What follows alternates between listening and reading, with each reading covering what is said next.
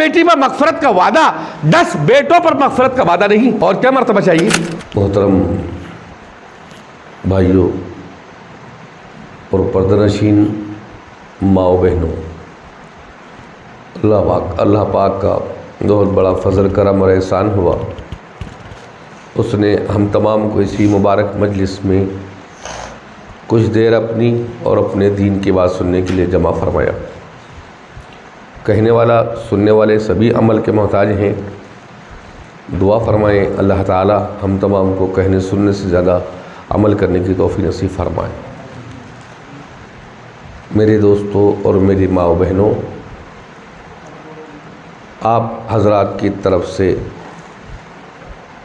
ये जो जज्बा देखने को मिला है, यहाँ के इमाम साहब बता रहे थे कि ख़वातीन की जानिब से ख़ुद दरख्वास्त आई है कि यहाँ दीनी प्रोग्राम लिया जाए।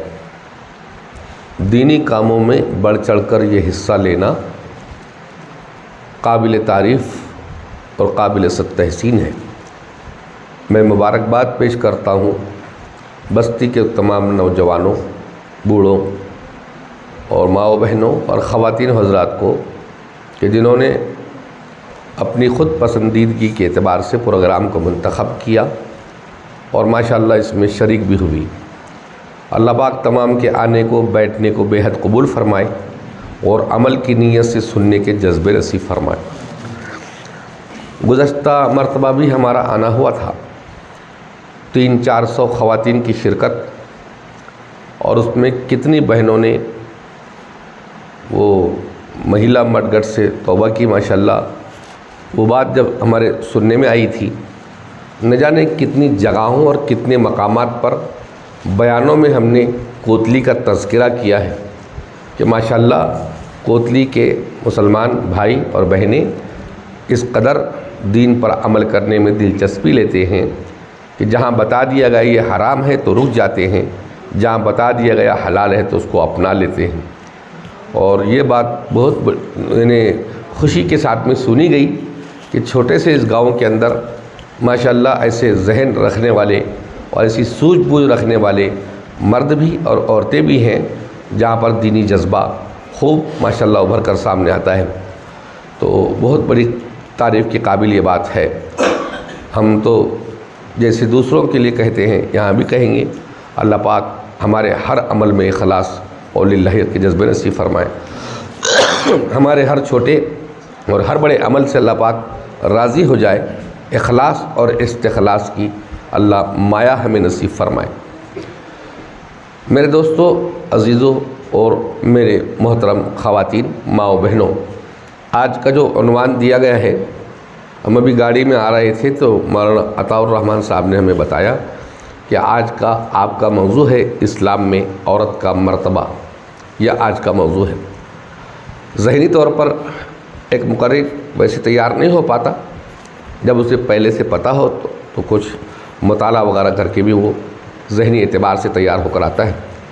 लेकिन फिर भी मेरे सामने ये एक नया मौजू और बरजस्ता मौजू आया है, फिर भी मैं कोशिश करूँगा इंशाअल्लाह अल्लाह पाक मुझे भी शरह सदर के साथ बोलने की तौफीक दे और आपको भी दिलचस्पी के साथ सुनने की तौफीक अता फरमाए। मैंने जो भी कुरान करीम की आयत तिलावत की, इस आयत को आपने बार बार निकाह के खुतबों में सुना होगा, तरावी में भी सुना होगा। इमाम साहब माशाअल्लाह नमाज में भी क़िराअत करते हैं और बहुत मरतबा ये आयत सुनने को मिलती है। निकाह के तो हर खुतबे में पढ़ी जाती है ये आयत है, या अय्युहन्नासु तक़ू रब्बकुमुल्लज़ी ख़लक़कुम मिन नफ़्सिन वाहिदा। लोगो, उस रब से डरो जिसने तुमको एक जान से पैदा किया। हालांकि ये आयत खुतबे में पढ़ी जाती है, निकाह के खुतबे में, और निकाह तो खुशी का मकाम होता है ना। अरे बोलो ना, खुशी का मकाम होता है, मसरत का मकाम है। और खुशी के इस मौके पर अल्लाह रब्बुल इज़्ज़त इस आयत में फरमा रहे हैं, लोगों डरो उस रब से जिसने तुमको एक जान से पैदा किया। अगली आयत, या अय्युहल्लज़ीना आमनुत्तकुल्लाह हक़्क़ तुक़ातिह। ईमान वालों, अल्लाह से ऐसे डरो जैसे डरने का हक़ है। इसमें भी डरने की बात, इसी खुतबे में तीसरी आयत पढ़ी जाती है, या अय्युहल्लज़ीना आमनुत्तकुल्लाह वक़ूलू क़ौलन सदीदा। ईमान वालो, अल्लाह से डरो और लोगों से आपस में नरम बात करो, नरम बात करो। इसमें भी डरने की बात की जा रही। मौका खुशी का, मौका शादमानी का, मौका मसरत का, घड़ियाँ मसरत की बात की जा रही है, डरने की। अरे इमाम साहब, ये कौन सा खुतबा चालू कर दिए? हमारे यहाँ दूल्हा की शादी हो रही है, दुल्हन की शादी हो रही है, खुशी का मौका है, खुशी की बातें कीजिए, और आप तो डरने की बातें कर रहे हैं। आयतें भी सुना रहे तो डरने की। डरो लोगों, अल्लाह से डरो, ईमान वालों डरो, जैसे अल्लाह से डरने का हक है। क्यों खुशी के मौके पर डरने की बात क्यों? वजह यह है, दो मौके ऐसे आते हैं जहां इंसान अल्लाह और उसके रसूल को फरामोश करता है। खुशी के मौक़ों पर, गमी के मौक़ों पर। कोई मर गया, ज़ोहर गई, रोने धोने में असर गई, मेहमानों के खाने पीने का इंतज़ाम करने में मगरिब गई, दफन करने में ईशा चली गई। अब तो थके थे, रात को सो गए, नींद देर से खुली, फजर भी गई। गम के मौके पर अल्लाह उसका रसूल फरामोश। अब याद नहीं आएगा, अल्लाह याद नहीं आएगा। मार पड़ी तब याद आता है, अल्लाह बचा ले, अल्लाह कैसी बीमारी, अल्लाह दूर कर दे। गम की हालत आई, अब अल्लाह को भूल गया। निहायत खुशी का आलम आया, अल्लाह को भूल गया। क्यों भाई, ज़ोहर नहीं पड़ी? अरे वो 10-11 बजे तो निकाह हुआ, खाने तो चले 2-3 बजे तक के, फिर असर वो सामान समेटने में, मगरिब दुल्हन विदा करने में, ईशा, बस टाइम ही ख़त्म हो गया, मिला ही नहीं टाइम। आज तो सारा दिन ऐसे ही गया, गहमा गहमी में, ना अल्लाह याद आया ना अल्लाह का रसूल याद आया।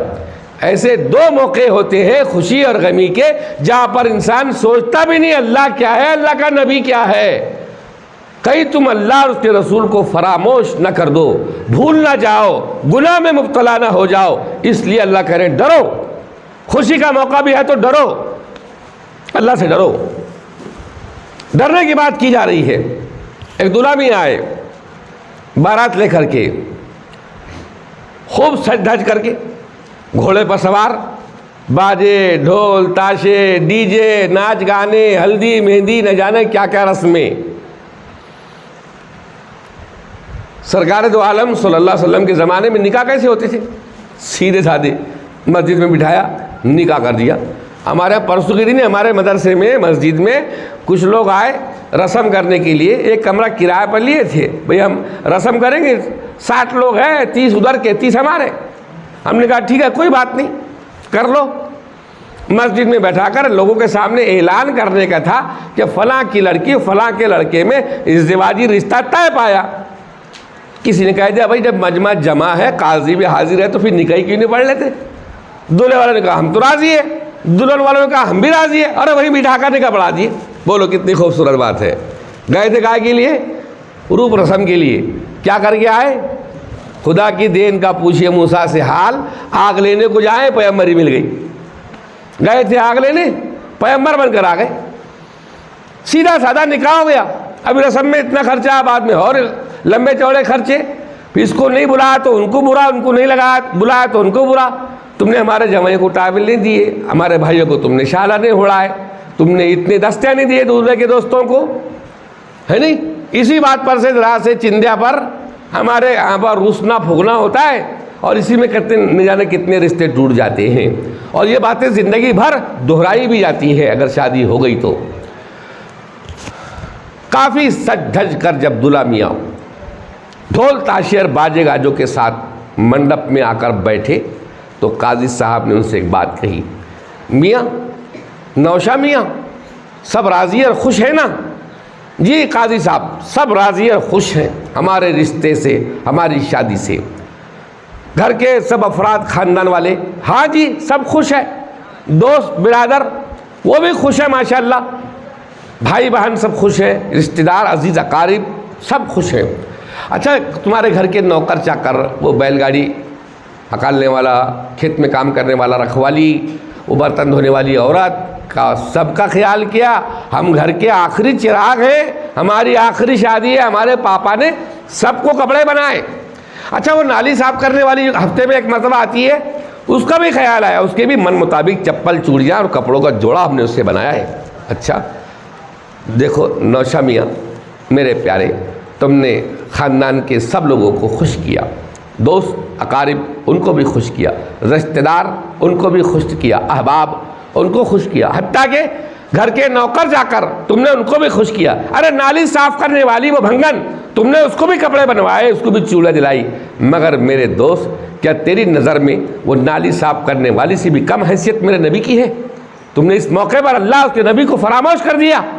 ये न सोचा, ये सोच लिया अब्बा किससे खुश होते हैं, ये सोच लिया रिश्तेदार भाई बहन किससे खुश होते हैं। वो पटाखे फोड़ने की जिद कर रहा, पटाखे फोड़े जाएंगे। वो बाजे बजाने की घरवाली जिद कर रही है तो बाजे बजाए जाएंगे। आदमी ने हाथ टेक दिया, सेरा बांधा जाएगा, अम्मी की ख्वाहिश है तो सेरा बांधा जाएगा। लेकिन ये ना सोचा मेरा नबी इस मामले में क्या कहता है, मेरा अल्लाह इस मामले में क्या कहता है। जिस चीज़ को अल्लाह ने हराम करार दिया तूने उसको करके अल्लाह के नबी को नाराज़ कर दिया। तूने पटाखे फोड़कर अल्लाह उसके नबी को नाराज़ कर दिया, तूने बाजे बजाकर अल्लाह के नबी को नाराज़ कर दिया। नबी तो कह रहा है मैं मज़ामीर को मिटाने के लिए आया हूँ, गाने बजाने को ख़त्म करने के लिए लोगों मैं आया हूँ, और हमने उसको चालू करके अल्लाह के नबी को नाराज़ कर दिया। मालूम ये हुआ घर के नौकरों चाकरों तक का तुझे ख्याल है, लेकिन नबी का ख्याल तुझे नहीं आया, नबी का ख्याल तुझे नहीं आया। मेरे दोस्तों अजीज़ बुजुर्गों, इसी आयत में या अय्युहन्नासु तक़ू रब्बकुमुल्लज़ी खलक़कुम मिन नफ्सिन वाहिदा, अल्लाह कह रहा है लोगों ये शादी ब्याह का मौका है, अल्लाह से डरो, कई गुनाह के काम मत कर जाना। शादी में बरकत ख़त्म होती है नाजायज़ काम करने से, शादी में बरकत आती है सुन्नत के हिसाब से काम करने से। हमने शादी की, चंद दिनों के बाद लड़ाई झगड़े शुरू हो गए, सास बहू में ना बनी, शौहर बीवी में ना बनी, माँ बच्चों में ना बनी, घर में तनाव, बिगाड़, फसाद, गाली गलौज। फिर लिए फिरते हैं, मौलाना कुछ करो, बहू बहुत ख़तरनाक मिल गई, मौलाना कुछ करो, हमारी सास बड़ी बेकार है, मौलाना कुछ करो, ननद के हर वक्त नखरे हैं, मौलाना कुछ करो, शौहर शक्की मिजाज है। खिस्ते अव्वल चूने हद में मार कज, तार सुरैया मीरवत दीवार कज। पहली ईंट मिस्त्री ने सीधी रखा तो दीवार सीधी जाएगी, और पहली ईंट मिस्त्री ने टेढ़ी रख दिया तो थोड़ी देर के बाद दीवार गिर जाएगी। मजबूत बुनियाद होना चाहिए, पहिया मजबूत होना चाहिए, पहिया मजबूत तो मकान मजबूत। ये पहिया है निकाह, हमने इसको ही मजबूत नहीं किया, सुन्नत के मुताबिक नहीं किया, तो भी घर में फसाद, बिगाड़, हसद, जलन क्यों नहीं आएगी, हमारे घरों में तोड़ क्यों नहीं पैदा होगा। हमने बुनियाद को ख़त्म कर दिया ना। इसलिए अल्लाह डरने की बात कर रहा है, या अय्युहन्नासु तक़ू रब्बकुमुल्लज़ी, लोगों डरो उस रब से जिसने तुमको एक जान से पैदा किया। एक जान आदम अलैहिस्सलाम, हम सब किसकी औलाद? आदम अलैहिस्सलाम की। वो हिंदू है, माली है, कुनबी है, बौद्ध है, मुसलमान है, ईसाई है, यहूदी है, पर्शियन है, जो भी जिस जात का भी है, जितने इंसान दुनिया में बसते हैं सब के सब आदम की औलाद हैं। व खलक़ मिन्हा ज़ौजहा, आदम से आदम की बीवी हव्वा, हमारी माँ हव्वा अलैहिस्सलाम को अल्लाह ने बनाया। देखो आदम अलैहिस्सलाम का पुतला बनाया अल्लाह पाक ने, इजराइल ने मिट्टी जमा करे, आदम का पुतला बना, कई दिन तक रंग पड़ा रहा बगैर कपड़ों का पुतला, आदम का पुतला। रूह नहीं फूकी गई, सैकड़ों साल गुजर गए, फरिश्ते गुजरते हैं, देखते हैं ये पुतला कैसा पड़ा, खामोश बेजान। अल्लाह ये क्या है? अल्लाह फरमाते ये मेरा नायब बनेगा दुनिया में, मेरा नायब बनेगा। अल्लाह अगर ये नायब बनना है तो फिर हम क्या कम है? हम आपकी तहमीद बयान करते हैं, आपकी तकदीस बयान करते हैं, हमेशा जिक्र में लगे हुए हैं, हम ज़्यादा मुस्तहिक है। अल्लाह फरमाते हैं मैं जानता हूँ तुम नहीं जानते। कई साल के बाद जब अल्लाह ने आदम अलैहिस्सलाम के बदन में रूह फूंकी है तो रूह पड़ते ही आदम अलैहिस्सलाम जागे तो छींक आई। आपने फरमाया अल्हम्दुलिल्लाह। तो फरिश्ते भी ताज्जुब में पड़ गए, अभी रूह पड़ी भी नहीं तो तस्बीह तहमीद शुरू कर दिया। अरे ये भी अल्लाह का बंदा है, अल्लाह पाक आप इसको क्यों नायब बनाते हैं, हम हैं ना। फरिश्ते इतराज़ कर रहे थे। बहरहाल आदम अलैहिस्सलाम जन्नत में हैं, अकेले हैं, तने तन्हा हैं, वहीं रहते हैं। आदमी की फितरत है बिना औरत के जी न लगे, तो अल्लाह पाक ने एक दिन सारे फरिश्तों को सुला दिया। जिब्रील, मिकाईल, इसराफील, इज़राइल, सारे फरिश्ते, दूसरे फरिश्ते, हज़ारों लाखों करोड़ों फरिश्ते, सब के सब सो गए, कोई नहीं जाग रहा सिवाय अल्लाह रब्बुल इज़्ज़त के। अल्लाह पाक ने आदम को भी सुला दिया।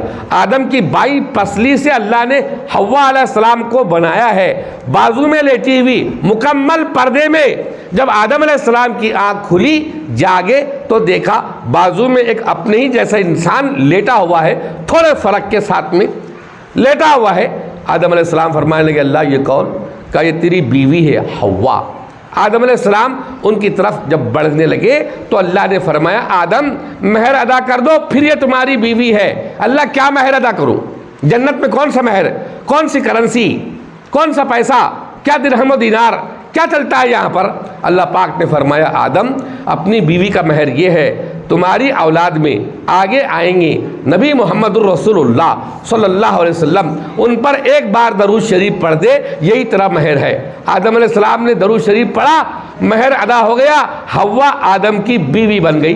ये हमारे अम्मा अब्बा, दुनिया में जितनी औरतें आई है या आएंगी, उन तमाम में सबसे हसीन औरत और ख़ूबसूरत औरत अल्लाह पाक ने हव्वा अलैहिस्सलाम को बनाया।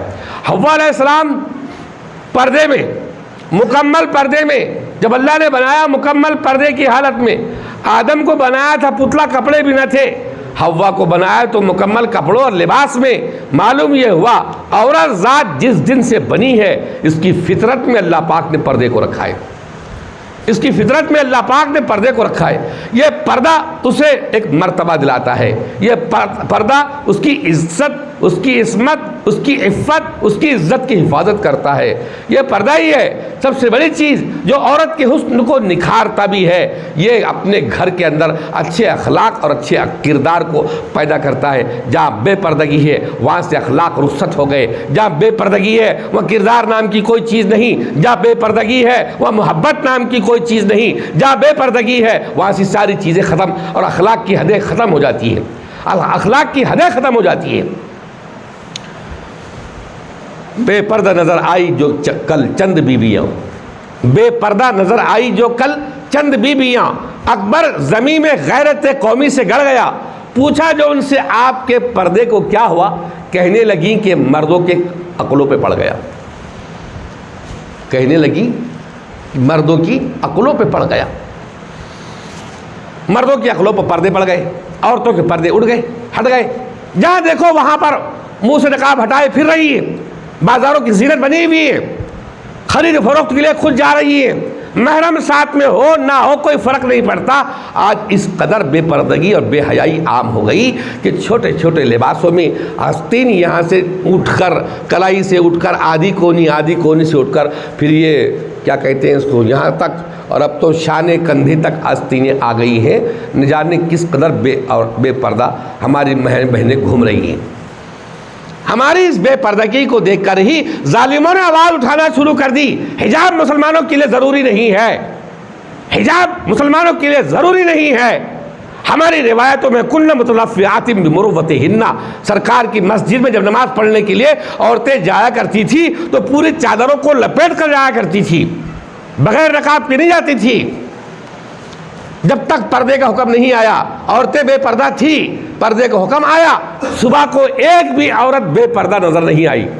पर्दे का हुक्म रात में उतरा था, रात का रात में ही पूरे मदीने में फैल गया। सरकार ने फरमाया है, कुरान में उतरा है, अल्लाह ने फरमाया है, आज के बाद कोई औरत बेपर्दा बाहर ना निकले। रात में आयत उतरी, रात का रात ही में मदीने में फैल गई।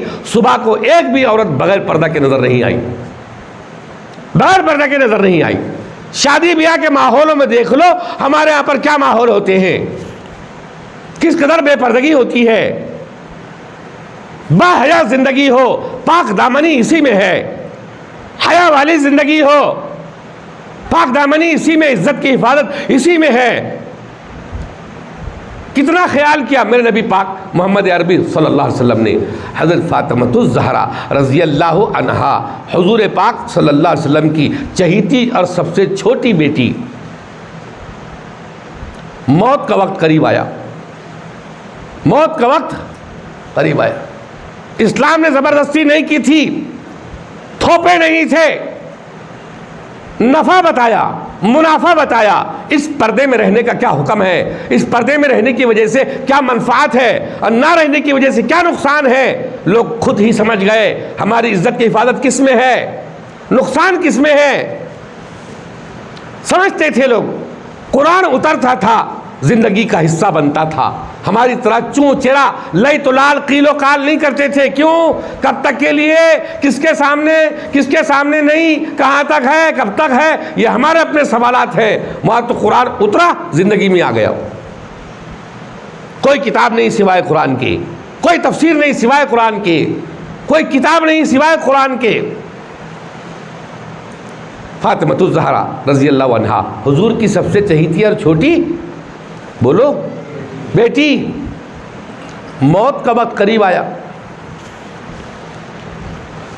खादिमा से कहा मेरे लिए ज़रा पानी रख दे नहाने के लिए।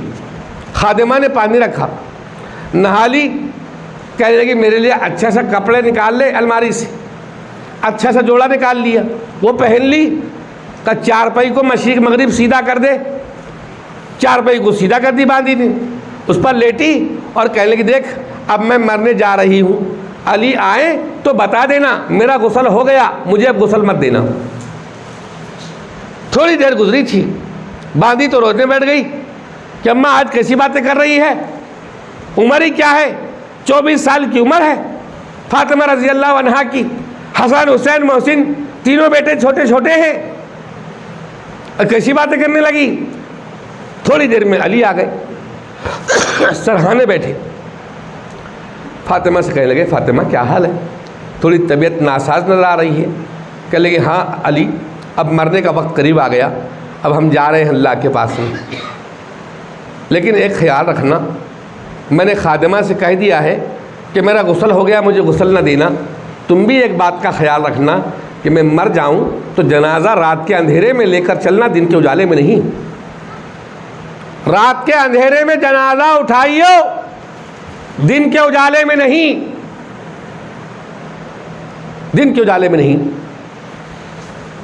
हज़रत अली फरमाने लगे फातिमा तुझे पता है, तुझे तो पता ही है, बास जनाजे वो होते हैं, लोग जब कसरत से नमाज पढ़ते हैं तो लोगों के नमाज पढ़ने की वजह से मुर्दे की मग़फ़िरत होती है। लेकिन कुछ जनाजे ऐसे भी होते हैं, लोग नमाज पढ़ते हैं, मरने वाले की वजह से, मुर्दे की वजह से पढ़ने वालों की मग़फ़िरत होती है। तेरा तो वो जनाजा है फातिमा, जन्नती औरतों की सरदारन, नबी की सबसे चहीती बेटी। अरे तेरा जनाजा तो वो जनाजा होगा, लोग नमाज पढ़ेंगे और तेरी वजह से उनकी मग़फ़िरत होगी, तो लोगों को क्यों मग़फ़िरत से महरूम करती हो। दिन के उजाले में लोग आएंगे, उनकी मग़फ़िरत का सामान बनेगा, तो रात के अंधेरे में उठाने को क्यों कहती है। तो फातिमा ने जवाब दिया सुनो, हम भी उसी के वारिस हैं, हम भी उसी नबी के मानने वाले हैं, हम भी उसी नबी के उम्मती और चाहने वाले हैं जो बेटी को दर्श दिया था पर्दे का, जो किस हालत में दुनिया से जा रही है। 24 साल की जवानी की उम्र है, बच्चे छोटे छोटे हैं, लेकिन अपने बाप और नबी की बात का कितना लिहाज रखा है। फातिमा क्या कह रही है, अली जनाजे को रात में इसलिए लेकर चलना क्योंकि फातिमा के इस चेहरे को या तो नबी मुस्तफ़ा ने देखा है या फिर अली मुर्तज़ा ने देखा है। फातिमा के चेहरे को नबी मुस्तफ़ा ने देखा या फिर अली मुर्तज़ा ने देखा, किसी गैर महरम ने आज तक फातिमा के चेहरे पर नज़र नहीं डाली है। अरे रात के अंधेरे में इसलिए कहती हूँ कि कोई मेरे कदो कामत को देखकर भी पता न लगा सके कि हमने फातिमा का तो चेहरा नहीं देख सके। हाँ, उसका कद देखा है, वो बांडी थी कि लंबी थी, दुबली थी या मोटी थी, कोई मेरे कदो कामत को देखकर भी अंदाज़ा न लगा सके, इसलिए रात के अंधेरे में लेकर चलना, दिन के उजाले में नहीं। एक मरतबा बीमारी की हालत में अब्बा घर तशरीफ़ लाए, प्यारे आका ने दरवाज़ा खटखटाया, फातिमा जी अब्बू मैं अंदर आऊँ। अब्बू कोई बात है, इजाज़त आप क्यों ले रहे हैं, इजाज़त की आपको क्या ज़रूरत है, आप तो नबी नबीउल अंबिया हैं, आप तो नबियों के नबी, कुल कायनात के नबी, मेरा अब्बा है, आप अब्बू है, आपको इजाज़त की क्या ज़रूरत है? तो बेटी इजाज़त इसलिए ले रहा हूँ कि मेरे साथ में इमरान इब्न हुसैन एक सहाबी भी हैं, पर्दा कर लो। बेटी ने अंदर से जवाब दिया, अब्बा किस चीज़ से पर्दा करूँ? पर्दा तो करना है, साथ में आपने गैर महरम को लाया भी है। बाप के लिए पर्दा कुछ नहीं है, बाप बेपर्दा बेटी के सामने आ सकता है, मगर एक दूसरे आदमी साथ में आए हैं, उनके सामने मैं कैसे आ सकती हूँ? पर्दा करने के लिए कोई चीज़ नहीं है, कोई कपड़ा भी नहीं जिससे पर्दा कर लो। हुज़ूर पुरनूर सल्लल्लाहु अलैहि वसल्लम ने अपने कंधे से वो कमली उतारी है जिस पर इफ़्फ़त की मोहरें अर्श बरी से लगाई गई।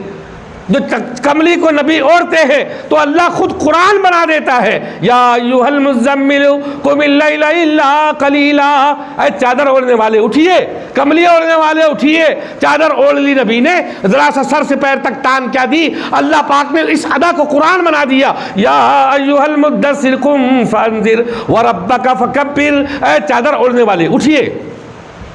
चादर का जिक्र, नबी की कमली, काली कमली का जिक्र, जिस पर इफ़्फ़त की मोहरें अर्श बरी से लगाई गई, जिसका तज़किरा अर्श आज़म पर होता है, सातों आसमानों पर होता है, अल्लाह अपनी ज़बान से करता है, नबी के सीने पर उतारता है, जिब्रील के ज़रिए से उतारता है, कुरान का हिस्सा बनाता है, क़यामत तक तिलावत किया जाता रहेगा, वो कुरान का हिस्सा बनता है। नबी की अदा को अल्लाह ने कुरान का हिस्सा बनाया। नबी ने वो पाकीज़ा चादर बेटी के घर में पहुँचाई।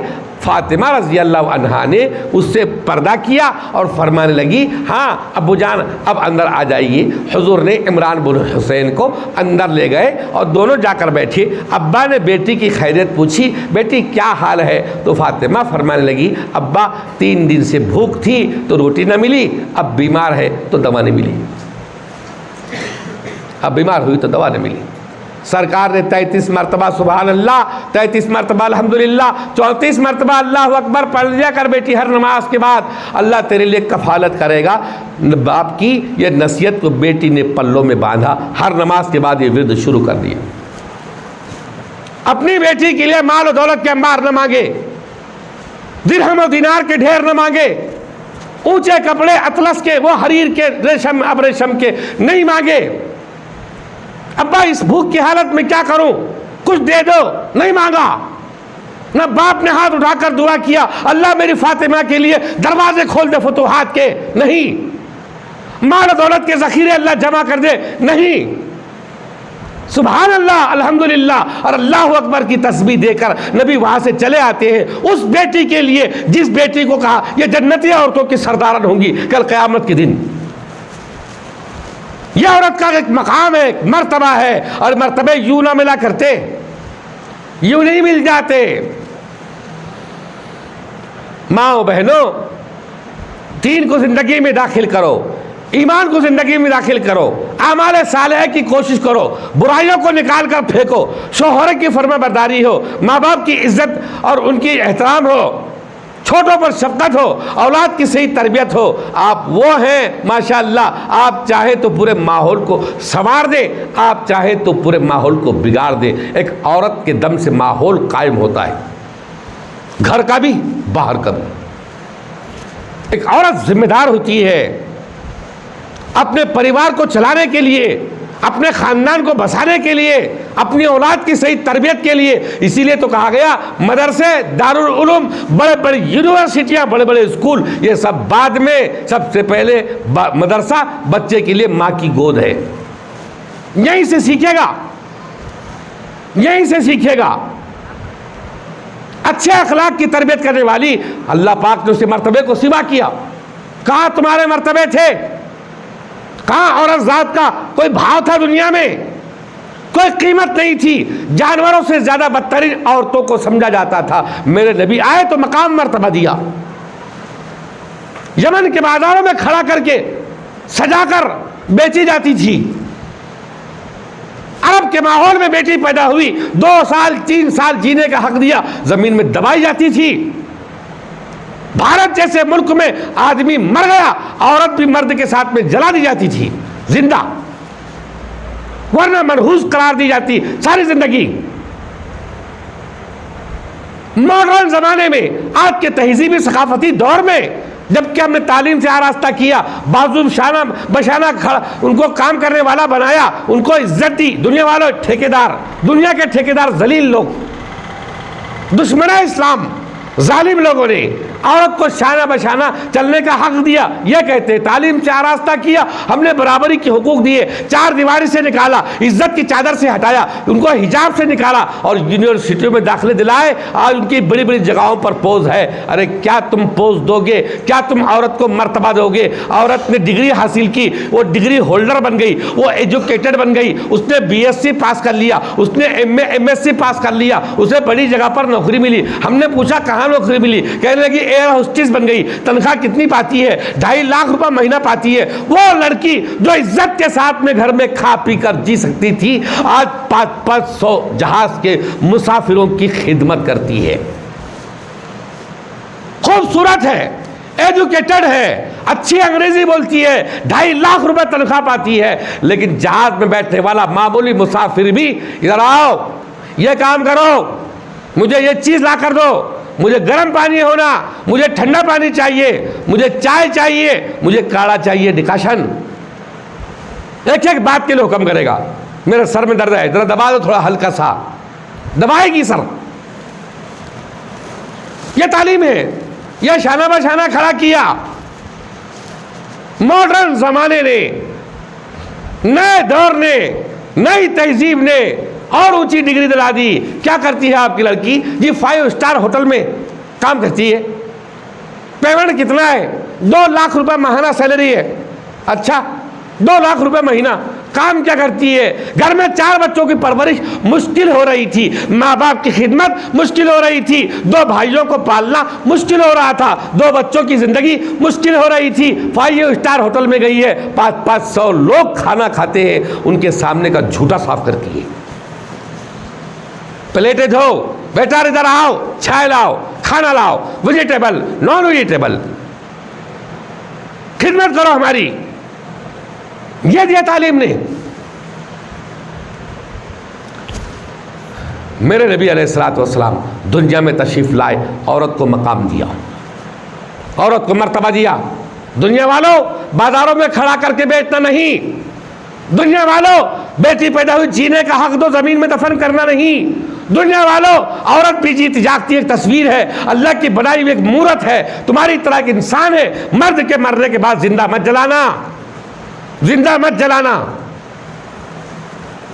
एक हक दिया औरत को, मान मर्तबा दिया एक औरत को। मेरे नबी आए, दुनिया में औरतों को जीने का हक मिला, वरना ये बाजार का सामान थी। कुर्बान जाए मेरे नबी पाक अलैहिस्सलाम की। अल्लाह ने 4 बेटियां दी, रहमत बनाकर उतारा है, रहमत बनाकर उतारा है। नबी फरमाते हैं 10 बेटे हो जाएं, मगफरत का कोई वादा नहीं। जिसकी एक बेटी पैदा हो जाए, अल्लाह माँ बाप की मगफरत कर देता है। माँ बाप की मगफरत, एक बेटी पर मगफरत का वादा, 10 बेटों पर मगफरत का वादा नहीं। और क्या मर्तबा चाहिए? और कितना बड़ा मर्तबा अल्लाह देंगे, नबी देंगे। 4 शक्लों में औरत सामने आएगी, जब भी सामने आएगी, माँ, बहन, बीवी, बेटी। ये जो औरत सामने है, ये किसी की बेटी, किसी की माँ है, किसी की बहन है, किसी की बीवी है। 4 शक्ल में आएगी और अल्लाह ने चारों भी शक्लों में औरत को एक मर्तबा दिया है। पैर की जूती ना समझना, पैर की जूती ना समझना। शुरू में आयत तिलावत की मैंने, निकाह के मौजू पर पढ़ी जाती है, मौके पर पढ़ी जाती है। या अय्युहन्नासु तक़ू रब्बकुमुल्लज़ी खलक़कुम मिन नफ्सिन वाहिदा। डरो लोग उस रब से जिसने तुमको एक जान से पैदा किया, आदम अलैहिस्सलाम से। व खलक़ मिनहा ज़ौजहा, और उसी से उनकी बीवी को पैदा किया, हव्वा अलैहिस्सलाम को। कैसे पैदा किया? बाई पसली से। बाई पसली से अल्लाह ने जन्नत में हव्वा को बनाया। अभी सुनाया आपको, जब सारे फरिश्तों को अल्लाह ने सुला दिया, कोई नहीं जाग रहा था सिवाय अल्लाह के, आदम भी सो गए, तो अल्लाह पाक ने आदम की बाईं पसली से, उल्टे हाथ की तरफ की पसली से हव्वा को बनाया। उलमा ने नुक्ता लिखा है, एक नुक्ते की बात लिखी है कि बाईं पसली से क्यों बनाया।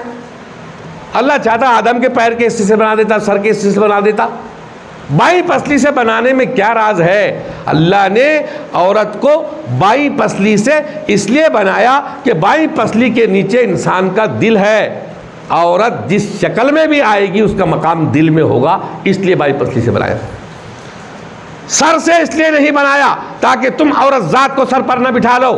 पैर से इसलिए नहीं बनाया ताकि तुम औरत को पैर की जूती न समझ लो। हम बार बार कभी गुस्से में कह देते हैं औरत को पैर की जूती है, फट गई तो दूसरी लाएंगे। वो पैर की जूती नहीं। 4 शक्लों में औरत जब भी सामने आएगी, इसकी मोहब्बत कहाँ होगी? दिल में। औरत बनकर आई, अल्लाह ने मोहब्बत के फूल उसके दामन में फेर दिए। बहन बनकर आई, अल्लाह ने वफा के हीरे उसके दामन में डाल दिए। बीवी बनकर आई, अल्लाह ने मोहब्बत की चादर उसके सर पर तान दी। माँ बनकर आई, अल्लाह ने कदमों में जन्नत रख दी। माँ के कदमों तले जन्नत है। माँ के कदमों तले जन्नत है। हुजूर पुरनूर सल्लल्लाहु अलैहि वसल्लम ने बेहतरीन मकाम दिया एक औरत। एक औरत माहौल के सुधारने में कितना बड़ा किरदार अदा कर सकती है। अम्मा आयशा रज़ी अल्लाह अन्हा हुजूर पुरनूर सल्लल्लाहु अलैहि वसल्लम की हयात तय्यबा में 9 साल तक रही। सरकार दुनिया से चले गए। 18 साल की उम्र थी अम्मा आयशा रज़ी अल्लाह अन्हा की। 9 साल की उम्र में रुखसती और 9 साल के बाद में सरकार का दुनिया से जाना, तो 9 साल टोटल मिले। जब हुजूर दुनिया से तशरीफ़ ले गए, अम्मा आयशा की उम्र 18 साल की थी। इस 9 साल के अरसे में आधे से ज़्यादा शरीयत का इल्म हासिल कर लिया था कि बड़े बड़े जिले सहाबा पर्दे की आड़ से अम्मा से मसले पूछा करते थे और वो मसलों को चुटकी में हल कर दिया करती थी। अम्मा ये मसला पेश आ गया तो पर्दे की आड़ से अम्मा मसले का जवाब दे देती। चुटकियों में मसले हल हो जाते। मेरे दोस्तों, अजीज़ों, बुजुर्गों, एक औरत चाहे तो घर को जन्नत बना दे, एक औरत चाहे तो घर को जहन्नम बना दे। हर औरत का काम ये है शोहर की इताअत करे, मान कर चले। इज़ा सल्लत खम्सहा व सामत शहरहा व अहसनत फर्जहा व अताअत बालहा दखलत मिन अबवाबिल जन्नत शाअत औ कमा क़ाल अलैहिस्सलातु वस्सलाम। सरकार फरमाते हैं जहन्नम के 7 तबके, पहले जहन्नम, फिर हुतमा, फिर लज़ा, फिर सईर, फिर सकर, फिर जहीम, फिर हाविया। जहन्नम के कितने दर्जे? 7। जन्नत के 8।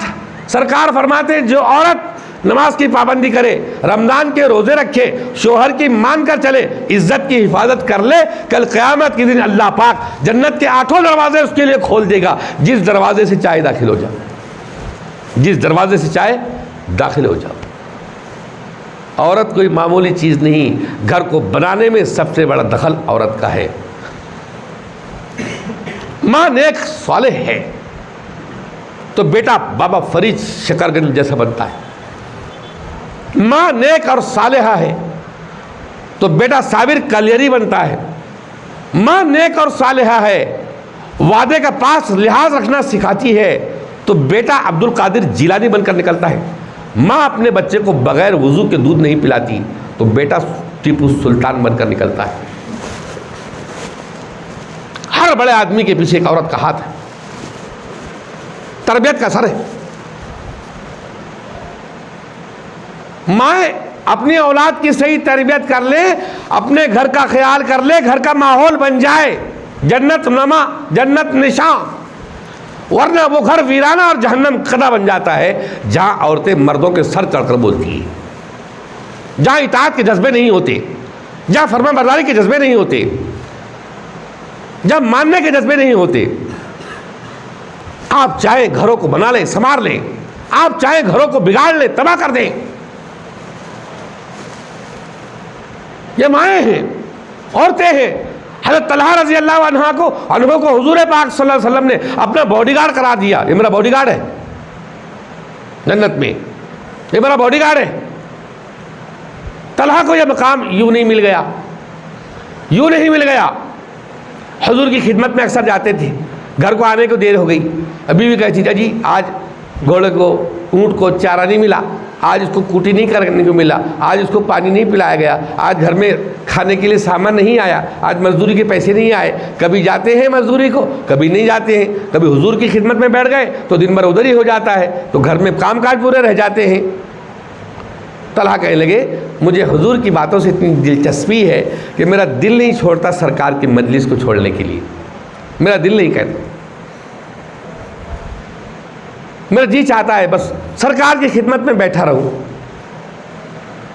इस तड़प और तलब को जब देखा हजरत तलहा की बीवी ने तो ये कहने लगी, अजी अगर तुम्हारा दिल हुजूर की मजलिस में इतना लगता है कि आने को तबीयत नहीं चाहती, अगर तुम वहाँ हाजिर रहेंगे सवाब से खाली तो नहीं, फिर तुम्हारी बीवी को भी उसमें से हिस्सा मिलेगा, इसलिए कि मैं तुम्हारे लिए कुर्बानी दे रही हूँ। कहने लगे हाँ हाँ बिल्कुल, तू भी बराबर की शरीक रहेगी, जितनी बातें मैं सुनूंगा अमल करूँगा, मेरे हर अमल में तू भी सवाब के अंदर बराबर की हकदार समझी जाएगी। तो बीवी ने कहा अगर ये बात है तो फिर मैं अपने जुमला तमाम हुकूक तुमको माफ़ करती हूँ, मैं माफ़ करती हूँ, एक हक का मुतालबा तुमसे नहीं करूँगी,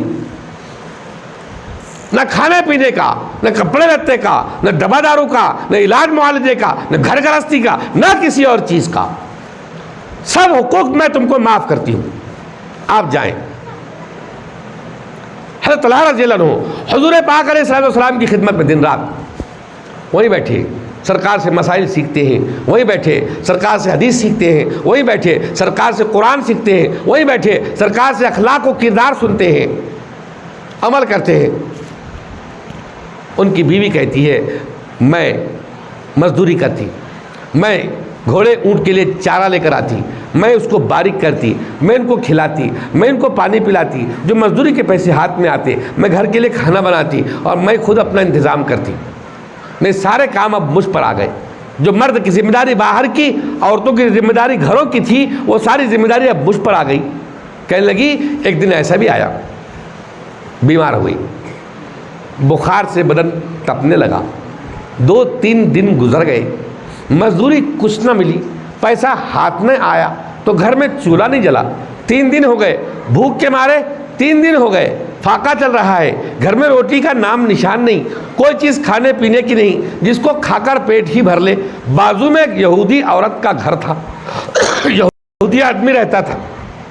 तलहा की बीवी कहती है मैं प्लेट लेकर अंगार लेने के बहाने से यहूदी के घर पहुंच गई, मुझे भुने हुए गोश्त की बू आ रही थी कि इस जगह गोश्त उबाला जा रहा है। यह दिल में था जबान से सवाल नहीं करूंगी, चाहे इशराफ नफ्स हो जाए, वो मेरी हालत को देखकर बजाय अंगारों के कुछ गोश्त डाल दे, कुछ रोटी थमा दे, कुछ सालन ही डाल दे, आज मेरी भूख का इंतज़ाम हो जाए। या अल्लाह 3 दिन गुजर गए, अब क्या होगा। मैं वो प्लेट लेकर बाजू वाले के घर गई और उन्हें कहा बहन ज़रा चूल्हा जलाने के लिए प्लेट में अंगार दे दो। उस ज़माने में अंगार मांग लिया करते थे चूल्हा जलाने के लिए। उस यहूदी औरत ने सोचा शायद इसको चूल्हा जलाने की नौबत होगी, आग मांग रही है, उसने आग भर कर दे दी।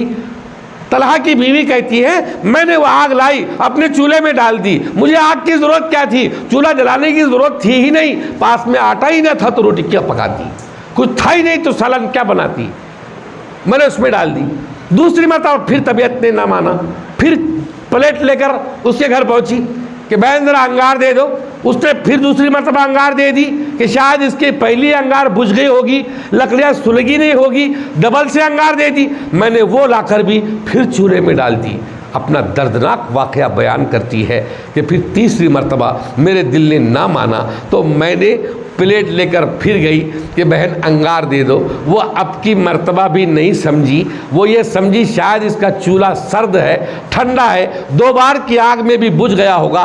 तीसरी मर्तबा भी उसने थोड़े ज़्यादा अंगारे भरकर मेरी प्लेट में दे दिए। मैंने वो लाकर चूल्हे में डाली और सर पकड़कर बैठ गई, या अल्लाह अब मेरी भूख का तू ही इंतज़ाम करने वाला है। कुछ देर गुजरी, वो यहूदी आदमी घर में आया तो बीवी से कहने लगा आज कोई घर में आया था क्या? कहा कोई नहीं आया, लेकिन बाजू की मुसलमान औरत 3 मरतबा आ गई, पहली मरतबा आग लेने के लिए आई तो मैंने दे दी, डबल से 2 मरतबा आई तो मैंने फिर दे दी, तीसरी मरतबा फिर आई तो मैं समझी शायद चूल्हा बुझ जा रहा होगा, इसलिए मैंने तीसरी मरतबा भी आग भेज दी। वो यहूदी कहने लगा, ये पड़ोसी हमारा भूखा है, तुम्हें पता नहीं तलहा हुजूर की खिदमत में होते हैं और वो 3 दिन से घर में भूखी है, उसके घर में कुछ नहीं है पकाने के लिए, वो आग ले जाकर क्या करेगी? जब तक तू उसे कटोरा भरकर ले जाकर नहीं देगी मैं नहीं खाना खाऊंगा। उस यहूदी औरत ने कटोरा भरकर सालन और रोटियां जब लाकर तलहा रज़ी अल्लाह अन्हु की बीवी के पास में दिया, वो फरमाती है मुझे ये नेमत जन्नत से बढ़कर मालूम होने लगी। क्या कुर्बानी है एक औरत की, जब जाकर शोहर को यह मकाम मिलता है कि अल्लाह जन्नत में नबी का साथ नसीब फरमाते हैं। इस्लाम के मौक़िफ़ पर सबसे पहले दीन इस्लाम को कबूल करने वाली एक औरत ज़ात थी, हज़रत खदीजा रज़ी अल्लाह अन्हा। गारे हिरा से, जबल नूर से मेरे नबी अलैहिस्सलातु वस्सलाम जब सर पर नबूवत और रिसालत का ताज लेकर नीचे उतरे तो सबसे पहले यह खुशखबरी अपनी बीवी को सुनाया। खदीजा रज़ी अल्लाह अन्हा फरमाने लगी, मेरे ख्वाब की ताबीर मिल गई, मैं ये ख्वाब देखा करती थी, मेरी गोद में चांद उतर आया है, नबूवत का ये चांद मेरी गोद में उतरा है, अल्लाह ने वाकई आपको नबी बनाया है। अशहदु अल्ला इलाहा इल्लल्लाह व अशहदु अन्ना मुहम्मद रसूलुल्लाह पढ़कर सबसे पहले गवाही देने वाली औरत है। नबी के मिशन पर ईमान कबूल करने वाली सबसे पहली, अरे बोलो ना, औरत हुजूर की बीबी खदीजा। और इसी दीन इस्लाम के मौक़िफ़ पर जब जान की बलि देने की बात आई तो वो भी जान का नजराना एक औरत ने दिया, सुमैया रज़ी अल्लाह अन्हा। इस्लाम में सबसे पहले शहादत जिनकी हुई है वो एक औरत है, सुमैया रज़ी अल्लाह अन्हा। 80 साल की बूढ़ी औरत, नातवा, कमज़ोर, नहीफ, चला नहीं जाता, 80 साल की उम्र हो गई है। काफिरों जालिमों ने पकड़ लिया और पकड़ने के बाद दोनों पैरों को 2 ऊँटों पर बांध दिया। जालिम अबू सुफियान उस वक्त ईमान नहीं लाए थे, करीब में आकर कहने लगे, बता सुमैया जान बचाओगे या ईमान? सुमैया रज़ी अल्लाह अन्हा का 2 टोक जवाब था, फ़क़्ज़िमा अंतकाज़, सितमगर तुझसे उम्मीदें करम होगी जिसे होगी, मुझे तो देखना यह है कि तू जालिम कहाँ तक है। एक जान है सुमैया के बदन में, सो अल्लाह की राह में कुर्बान करती है, हर बाल की आवाज़ अल्लाह जान दे देता तो हर जान को इसी तरह कुर्बान कर देती। तारीख ने नोट किया, आसमान दम बखुद है, फरिश्ते में हैरत है, आसमान दुनिया पर आए हुए हैं एक नबी के दीन के लिए कुर्बानी देने वाली एक नहीफ और नातमा और कमज़ोर से कमज़ोर तरीन बूढ़ी औरत 80 साल की बूढ़ी सुमैया आज कैसे जान का नजराना पेश कर रही है। तारीख ने इस वाक़े को नोट किया। 2 ऊँट 2 सिमतों में चला दिए गए और सुमैया रज़ी अल्लाह अन्हा को 2 टुकड़ों में बांट दिया गया, 2 टुकड़ों में बट गई, 2 हिस्सों में बट गई, मगर दीन से मुंह नहीं फेरा। यह कुर्बानी है दीन इस्लाम में एक औरत ज़ात की। मेरी माओ बहनों, आप चाहें तो दीन को सर बुलंद कर दें, आप चाहें तो दीन को नीचा दिखा दें। अगर दीन के ख़िलाफ़ कोई काम हुआ और नीचा देखने की नौबत आई तो हमारी माओ बहनों का हिस्सा भी इसमें ज़रूर शामिल होगा, इसलिए कि माओ बहनों से घर बनते हैं और उन्हीं से घर उजड़ते हैं। अपने घरों को बनाने की ज़रूरत है, बसाने से ज़्यादा बनाने की ज़रूरत है। House is the build by hand but home is the build by heart. जब ईंटें जुड़ती हैं तो घर बनते हैं, जब दिल जुड़ते हैं तो घर आबाद होते हैं। और घरों को बनाने से ज़्यादा आबाद करने की ज़रूरत है, बसाने की ज़रूरत है। हर घर के अंदर बीवी अपनी शोहर की मान कर चले, औलाद अपने माँ बाप की सुन कर चले, फ़ैसला अपने घर के बड़ों पर रखें, हर काम में अपने उलमा से मशवरा करें कि ये काम जायज़ है या नाजायज़ है, शादी ब्याह के मौके पर ये काम जायज़ है या नाजायज़ है, किन कामों से अल्लाह खुश होता है, उसका रसूल खुश होता है और किन कामों से अल्लाह और उसका रसूल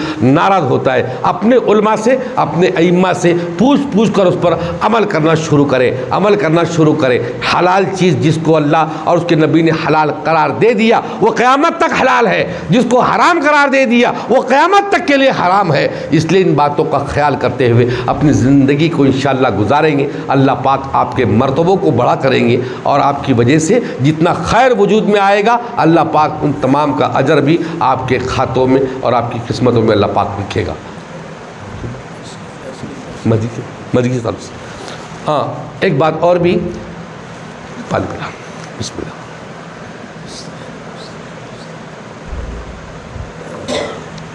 तश्कील करना ही उधर से आवाज़ आई। मेरे माँ बहनों से एक दरख्वास्त और भी, देखें मर्द अहबाब माशाल्लाह कोई मौका से नहीं छोड़ते जहाँ पर खैर मिल जाए।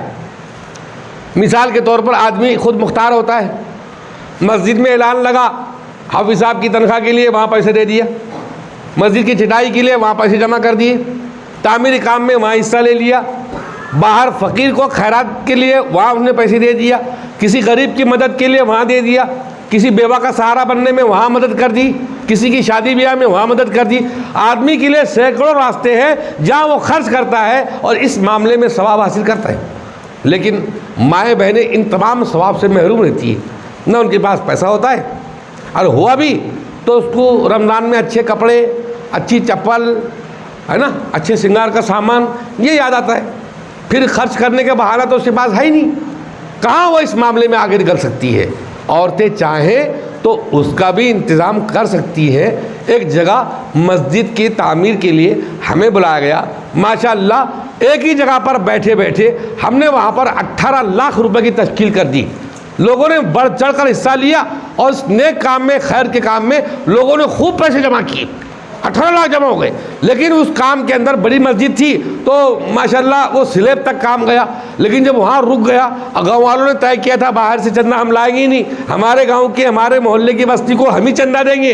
अब आदमी तो बेचारे बार बार देकर थक गए थे, थोड़े थोड़े रकम जमा करे थे उन्होंने, इकट्ठी दी नहीं गई तो थोड़े थोड़े करके दिए। अब स्लेब का काम अटक गया, हमें फिर बुलाया गया। हमने औरतों से एक ही बात कही कि मर्दों ने जो ताकत थी वो तो दे दिया, माशाल्लाह बुनियाद से उनका हिस्सा उसमें लग गया, माओ बहनों का हिस्सा उसमें कुछ लगा नहीं। हर औरत अगर अपने शोहर से महर की डिमांड कर ले, जी जिस वक्त तुमने कबूल किया था उस वक्त काजी साहब ने बोले थे सिक्का राजुल वक्त इंदा तलब, जब तलब करेगी देना पड़ेगा। हमने अभी तक तलब किए नहीं, अल्लाह के घर का काम है, तुम्हारा हिस्सा लग गया, हमारा लगा नहीं। अगर तुम हमको महर के पैसे दे दो तो हम मस्जिद में इंशाल्लाह जमा कर देंगे। सब मर्दों ने अपना अपना महर का हिस्सा अपनी बीवियों को दिया, औरतों ने लाकर मस्जिद में जमा किया। अल्हम्दुलिल्लाह आज भी वो मस्जिद औरतों के महर से तामीर हो गई, पूरा स्लेब का काम उससे हो गया। इसलिए हमारी माएँ बहनें जो जुड़ी हुई है, जमा है, आज के दिन में माशाअल्लाह बहुत बड़ी बात है आपके गांव बस्ती की। इस मस्जिद में जहाँ जुमे के दिन तकलीफ़ होती है, सामने पाल बांधकर या शामियाना लगाकर लोग जुमा पढ़ते हैं, लोगों की कमी, लोगों को जगह नहीं मिल पाती, इसलिए मस्जिद की तोसी का जिम्मेदारों ने सोचा है कि मस्जिद को लंबा चौड़ा इंशाअल्लाह करना चाहिए। मेरी तरफ से एक बात और सुन लें, ये पक्की बात है कि हम नमाज़ पढ़ने वाले अगर 50 लोग मस्जिद में नमाज़ पढ़ रहे हैं, यकीन जानिए ये 50 के 50 किसी को भी कॉन्फिडेंस नहीं है कि अल्लाह ने नमाज कबूल किया क्या नहीं किया, इमाम समेत कबूल किया या नहीं किया कोई कॉन्फिडेंस से नहीं कह सकता। लेकिन जिस माँ बहन ने एक मुसल्ले के बकदर 300 रुपये, 500 रुपये, 1000 रुपये, 1 ग्राम सोना, आधा ग्राम सोना, चैन पट्टी सोने चांदी की शक्ल में या शोहर से महर की शक्ल में या घर के बर्तन भांडों की शक्ल में, जिस तरह से भी आपने ताउन किया, याद रखें ये 50 नमाज पढ़ने वालों की मकबूल नमाज का सवाब अल्लाह खाते में लिखेगा। अगर हमने किसी मरहूम के नाम से दिया, अम्मी अब्बू दादा दादी के नाम से दिया, तो इंशाअल्लाह जितने लोग नमाज पढ़ेंगे मकबूल नमाजों का सवाब, जितने लोग तिलावत करेंगे उनको कॉन्फिडेंस नहीं है कि उनकी तिलावत कबूल किया अल्लाह ने या नहीं किया, लेकिन देने वाले के हिस्से में मकबूल तिलावत का सवाब लिखा जाएगा। मस्जिद में एतिकाफ होगा, खैर की बातें होंगी, वाज़ व नसीहत की मजलिसें होंगी, मस्जिद में एतिकाफ किया जाएगा, अच्छे नूरानी फैसले मस्जिद में किए जाएंगे, मस्जिद में कुरान की तिलावत होगी, हदीस पढ़ी जाएगी, काल अल्लाह काल रसूल का दर्स होगा, बच्चे मकतब में आकर पढ़ेंगे। ये सारी चीज़ों का सवाब हमेशा हमेशा के लिए फरिश्ते उसको लिखते रहेंगे, वो लिखते लिखते थक जाएंगे। हमेशा हमेशा का सवाब हासिल अगर करना है तो इससे बेहतरीन मौका और कभी नहीं आ सकता। हमने किसी गरीब को खाना खिलाया, 1 साल तक उसका सवाब भी लिमिटेड है, अल्लाह ने साल भर का सवाब लिख दिया। हमने किसी गरीब को रमज़ान मुबारक में कपड़े बनाए, 10 से 20 गरीब और मोहताज लोगों को, सवाब लिमिटेड है। जब तक वो बंदे कपड़े पहनेंगे सवाब मिलेगा। एक कपड़े की हद 6 महीने, साल भर, 2 साल में उसको फटना ही है, फिर आपका सवाब ख़त्म। लेकिन मस्जिद की तामीर में जब तक मस्जिद कायम रहेगी और उसमें अल्लाह होती रहेगी, जब तक आपके नामे अमाल में सवाब रोज़ाना लिखा जाता रहेगा। ये सवाब जारिया है, इसके अंदर बढ़ चढ़ कर हिस्सा लें। और ख़वातीन में से कोई देने को राज़ी अगर हो तो फिर बताएं आवाज़ दे करके। वहाँ लड़कियां हैं नाम लिखने के लिए, उनके पास में नाम लिखाएं, बताएं कौन कितना कितना दे रहा है। आप अपनी मर्ज़ी से भी दे सकते हैं, और जो चीज़ शोहर की मर्ज़ी के बगैर नहीं दे सकते, उनकी इजाज़त लेकर दे कि मुझे ये मस्जिद में देना है, अल्लाह के घर में देना है। 1-1, 2-2 तोले का हार हम अपने गले की जीनत बनाते हैं, सिवाय दुनिया की जीनत के और कुछ नहीं मिलने वाला। हमारा माल वो है जो हमने आखिरत में जमा कर दिया, जो अल्लाह के खाते में जमा हुआ वही हमारा माल है। जो छोड़कर जाएंगे वो तो वारिसों का है, वारिस उस पर लड़ने वाले हैं।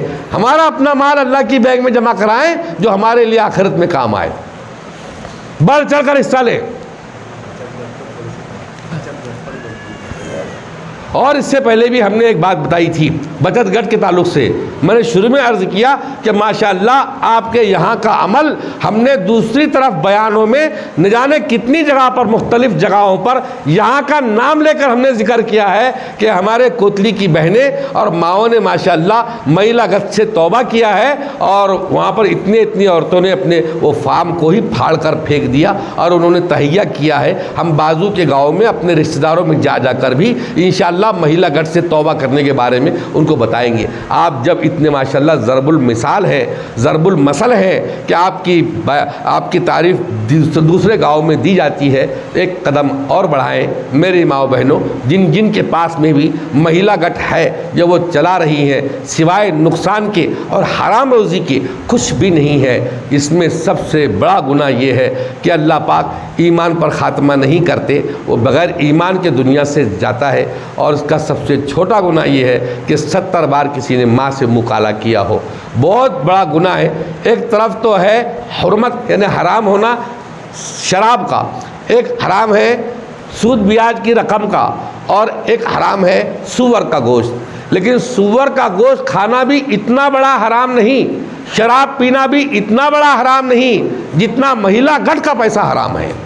ये इससे भी ज़्यादा ख़तरनाक है, क्योंकि सूअर के खाने पर अल्लाह ने जहन्नम की बात नहीं कही, शराब के पीने पर डायरेक्ट जहन्नम की बात नहीं कही, सूअर खाने पर ईमान पर खात्मा होगा नहीं, ये बात अल्लाह ने नहीं कही, शराब के पीने पर ईमान पर खात्मा नहीं होगा, ये बात अल्लाह ने नहीं कही, सूअर खाने पर माँ से 70 बार मुँह काला करे, ये बात अल्लाह उसके नबी ने नहीं कही, शराब के पीने पर माँ से 70 बार मुँह काला करे, ये बात अल्लाह उसके रसूल ने नहीं कही। लेकिन महिला गट जहाँ पर ब्याज का धंधा होता है उस पर यह बात तय है, जिसने उसका पैसा खाया अपनी माँ से 70 बार मुँह काला किया या करवाया और आखिर में उसका ईमान पर खात्मा नहीं। 70 से ज़्यादा गुनाह इस महिला गट के हैं, जो हमारे जहनो दिमाग में और हमारे घरों में मीठे जहर के तौर पर लाकर डाला गया है। मीठी बात बताकर थोड़े थोड़े पैसे बचत करेंगे, अपना खाता, शोहरों की मदद होगी, कुछ मदद होने वाली नहीं है, बल्कि उल्टी खैर और बरकत घर से ख़त्म होने वाली है। एक मटका भर के पानी में आप 2 पेशाब के कतरे फिल्टर किए हुए डाल दो मटके के अंदर, कोई पानी पिएगा? 2 कतरा पानी, 1 कतरा पानी पूरे मटके को नापाक कर देगा, कोई नहीं पीता।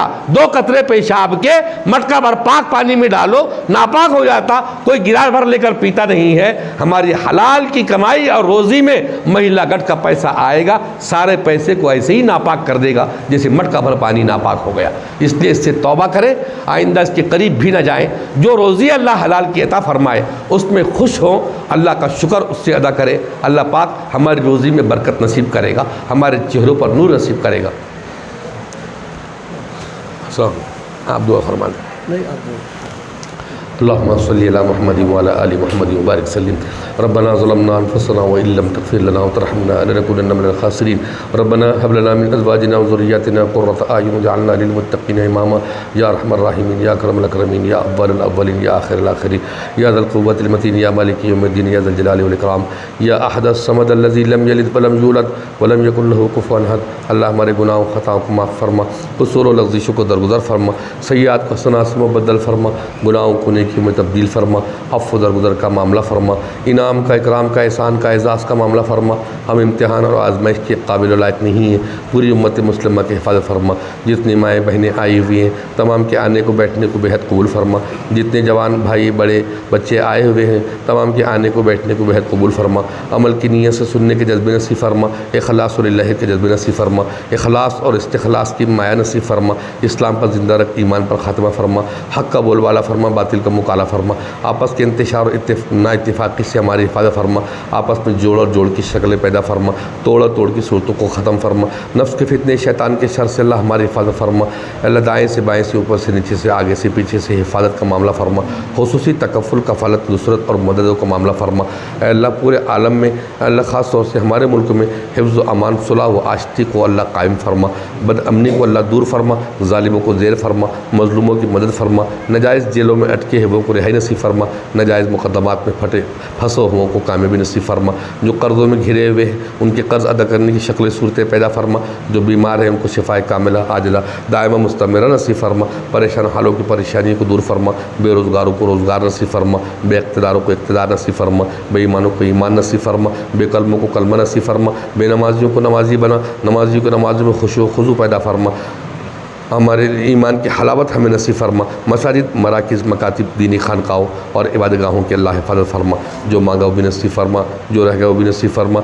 जिन दोस्तों ने, बच्चों ने जमीयतुल उलमा हिंद के झंडे तले रह कर के ये काम किया है और इस मजलिस का इनेकाद किया है, इसमें जो खर्च लगाया है और जिन जिन लोगों ने इसमें दाम दिरम कदम सुखने ताउन किया है, मदद की है, मोहब्बत की निगाह से देखा है, 2 कदम चलकर साथ दिया है, अल्लाह तमाम के आमाल को कबूल फरमा। अल्लाह तमाम के घरों में खूब खैर बरकत नसीब फरमा। सुलह का नूर चेहरों पर नसीब फरमा। औलिया अल्लाह की दुआओं में हिस्सा नसीब फरमा। जो मांगा वो भी नसीब फरमा, जो रह गया वो भी नसीब फरमा। हमने अपने गुमान के मुताबिक मांगा है, तू अपनी शान नसीब फरमा। हमारी तमाम जायज़ तमन्ना और मुरादों को महज़ अपने फज़ल रहमत से हुज़ूर पाक अलैहिस्सलाम की बरकतों से कबूल फरमा। रब्बना तक़ब्बल मिन्ना इन्नका अंतस समीउल अलीम व तुब अलैना इन्नका अंतत तव्वाबुर रहीम। सल्लल्लाहु अला नबील करीम बिरहमतिका या अरहमर राहिमीन।